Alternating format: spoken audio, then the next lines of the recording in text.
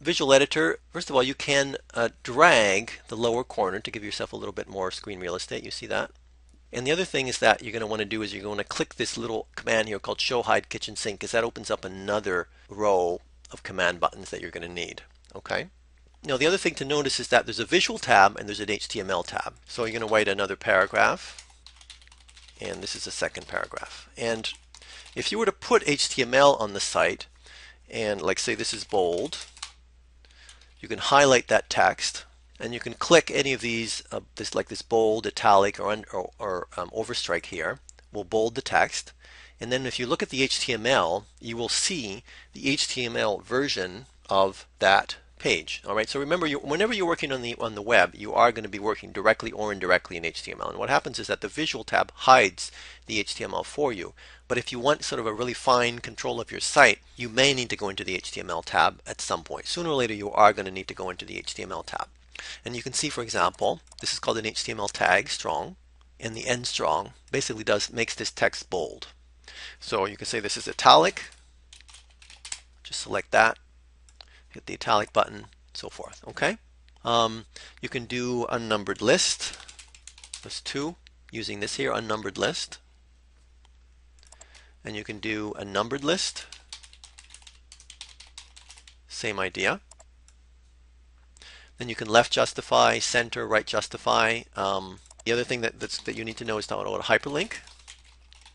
hyperlink to Google. Just click on the item here, and then click this little hyperlink button, and then enter the URL. Okay. What you can do is you can create multiple posts, and actually we are going to do that a little bit today. Okay. So here's hyperlink to Google. What else is important to know? First of all, one thing that's very important is to understand heading levels. When you style your site in WordPress, I recommend that you do not use colors or fonts. You can if you want, okay, but it's best if you just have heading levels. And then what you can do is heading level is like a style sheet for WordPress, just like Microsoft Word style sheet. Okay, so what you do is heading level 1, just select that and assign heading level 1 here in this drop down box. Where's the paragraph? Okay,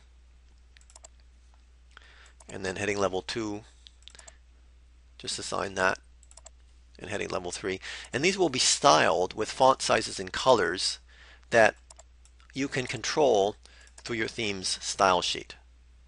And this really gives you a lot of control, because if you decide all of a sudden you want all your heading levels to be big and maroon, you can do that. Whereas if you had like a 50-page site and you had assigned different colors to all of your titles, it would be a lot harder. So that's why I recommend that you don't use fonts and colors. Instead, use heading levels wherever is possible. And it's sort of a nice way of breaking down or of highlighting different sections of your site. And let's go ahead and view the page, see what this looks like.